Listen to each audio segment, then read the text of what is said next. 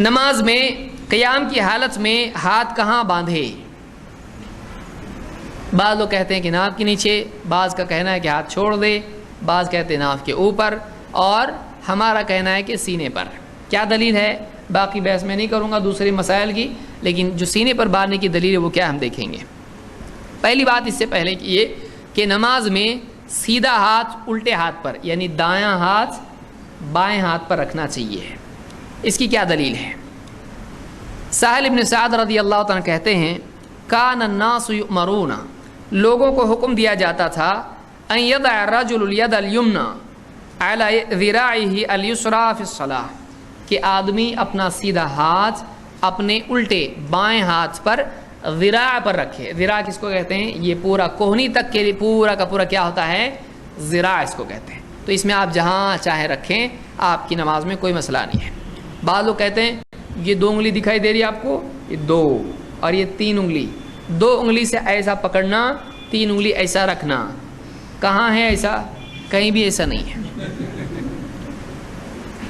آپ کسی سے بھی پوچھیں، کسی دلیل میں ایسا نہیں ہے کہ 2 انگلی اس طرح سے اس کو پکڑا جائے اور 3 انگلیاں ایسی رکھی جائیں، اس کی کوئی دلیل نہیں ہے۔ انہوں نے کیسا کیا ہے؟ کہا کہ بعض روایتوں میں پکڑنے کی دلیل ہے اور بعض میں ہاتھ رکھنے کی دلیل ہے، تو رکھنا ایسا ہوا، پکڑنا ایسا ہوا۔ آپ کو اگر کوئی کہے ذرا میرا موبائل پکڑو تو آپ کیا ایسا پکڑیں گے؟ یعنی آپ بتائیے یہ کون سا طریقہ ہے؟ اس کی کوئی دلیل نہیں۔ اس طرح دونوں کو اس طرح جمع کرنا، اس کی کوئی دلیل نہیں۔ اگر عمل ہوتا تو صحابی بتاتے، آپ نے اپنی 3 انگلیاں، 1 انگلی کا بتا رہے، اتحیات میں آگے آئے گا وائل بن حجر کی روایت ہے کہ آپ نے اپنی انگلیاں بند کی، پھر اس سے 2 انگلیوں کا حلقہ بنایا، پھر 1 انگلی اس طرح سے آپ نے، اس طرح سے آپ 3 ایک ہاتھ میں 5 انگلیوں کی 3 حالتیں بتائی جا رہی ہیں، یہ 2 بند، یہ اس طرح سے اور یہ ایسا۔ آپ بتائیے یہ 3 الگ الگ عمل انگلیوں کے بتائے جا رہے، تو 2 نہیں ملیں گے ہم کو؟ تو کسی نے بھی نہیں بتایا، اس کا مطلب کیا ہے؟ یہ عمل ہے یا نہیں ہے؟ نہیں ہے، اس طرح سے کسی نے بتایا نہیں ہے۔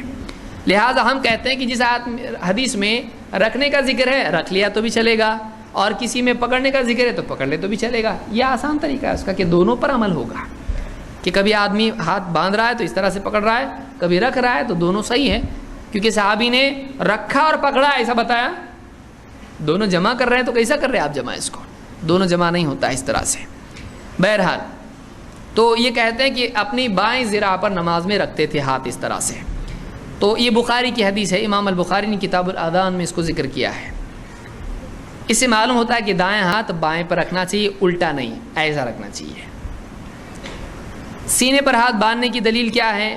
وائل بن حجر رضی اللہ عنہ فرماتے ہیں صلیت مع رسول اللہ صلی اللہ علیہ وسلم ووضع یدہ الیمنی علی یدہ الیسری علی صدرہ، کہ میں نے اللہ کے رسول صلی اللہ علیہ وسلم کے ساتھ نماز پڑھی تو آپ نے اپنا دایاں ہاتھ اپنے بائیں ہاتھ پر سینے پر رکھا، سینے پر اپنا ہاتھ نماز میں رکھا۔ اس کو ابن خزیمہ نے اپنی صحیح میں روایت کیا ہے۔ صحیح ابن خزیمہ میں یہ حدیث موجود ہے، اور یہ روایت دوسری روایتوں کے ساتھ مل کر حسن یا صحیح کے مرتبے کو پہنچتی ہے۔ اب اس کی لمبی بحث کی، یا ایسی ویسی روایت ہے، ضعیف ہے صحیح کیا ہے، اس کو مستقلاً میں ایک درس میں بیان کر چکا ہوں، نماز کے 10 مسائل۔ کوئی چاہے تو اس کو islamiclectures.net پہ دیکھ سکتا ہے، وہاں سے ڈاؤن لوڈ کر سکتا ہے۔ اور اس کا مستقل میں انشاءاللہ صرف 1 دن بھر کا کورس اس کو کریں گے، نماز میں ہاتھ کہاں باندھنا چاہیے، اس پہ ہی 1 دن بھر کا انشاءاللہ ہم کریں گے، تاکہ بہت سارے لوگوں کے جو بہت بچے ہوئے شبہات ہیں اس کو بھی ہم لوگ دور کریں۔ ایسا ایک مسئلے پہ ہم لوگ کریں گے انشاءاللہ۔ تو یہ ہم کو معلوم ہوا۔ طاؤس کہتے ہیں، طاؤس تابعی ہیں، ابن عباس کے شاگرد ہیں، کہتے ہیں کان رسول اللہ صلی اللہ علیہ وسلم یضع یدہ الیمنی علی یدہ الیسری ثم یشد بینہما علی صدرہ وهو فی الصلاۃ، اللہ کے نبی صلی اللہ علیہ وسلم اپنے دائیں ہاتھ کو نماز میں بائیں ہاتھ پر رکھتے اور اس کو باندھ لیتے سینے پر، جبکہ آپ نماز میں ہوتے تھے۔ سیدھا ہاتھ الٹے ہاتھ پر سینے پر باندھتے تھے نماز میں۔ اس سے بھی ثابت ہوتا ہے کہ نماز میں ہاتھ سینے پر باندھنا چاہیے۔ علی صدرہ کا لفظ یہاں موجود ہے، یہ سنن ابی داؤد میں حدیث موجود ہے، سنن ابی داؤد میں روایت موجود ہے، اور یہ مرسل روایت ہے، لیکن مرسل روایت احناف کے نزدیک حجت ہے، اور دوسری روایتوں سے تقویت پا کر یہ بھی صحیح کے درجے میں پہنچ جاتی ہے۔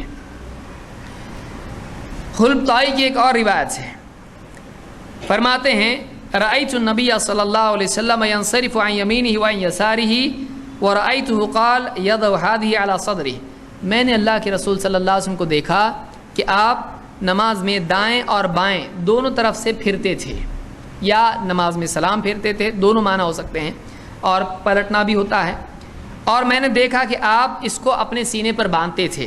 وصف یحییٰ الیمن علی الیسریٰ فوق المفصل، کہ یحییٰ نے راوی نے جوڑ پر اس طرح سے باندھ کر اپنے سینے پر رکھ کے بتایا کہ آپ سینے پر اس طرح سے ہاتھ کو باندھتے تھے۔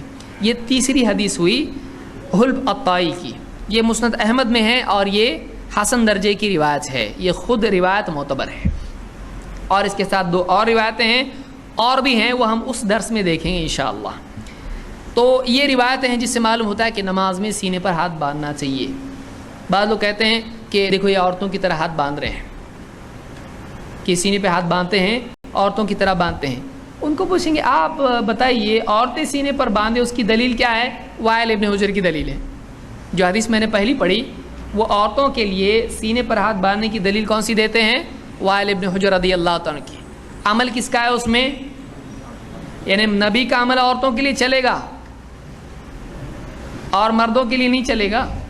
آپ بتائیے کیا، یعنی یہ حدیث ہمارے لیے ضعیف ہو جاتی ہے مردوں کے لیے، اور عورتوں کے لیے آپ اس کو جب بیان کر رہے ہیں تو پوری پیاری اور صحیح ہو جاتی ہے۔ ایک دم سوچنے کی چیز ہے۔ پوچھئے جس سے بھی ہے، پوچھئے عورتوں کے لیے کیا دلیل ہے کہ وہ سینے پہ باندھے۔